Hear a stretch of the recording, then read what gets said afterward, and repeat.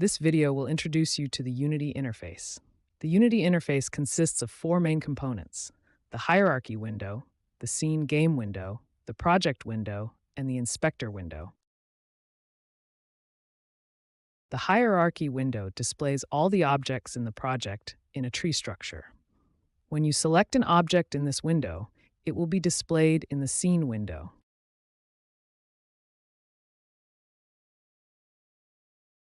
You can observe the object here.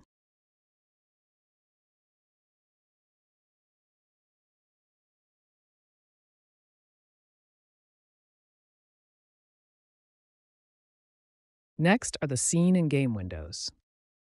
The scene window is where you design and arrange your game. You can think of it as the editor view, not what the player will actually see.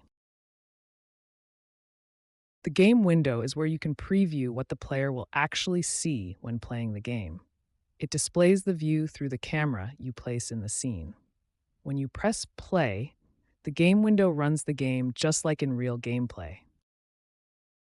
Next is the project window, which contains all the assets of the game organized into the project's folders. The project window also allows us to create some basic assets such as scripts, materials, and more. And finally, the inspector window.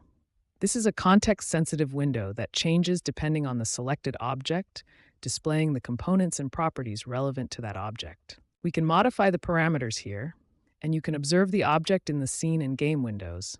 They will change accordingly.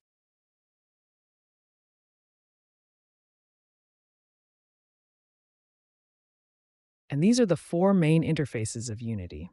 I hope you can master them. In the next lessons, we'll continue with more exciting topics. If you find this video helpful, don't forget to like and subscribe to the channel.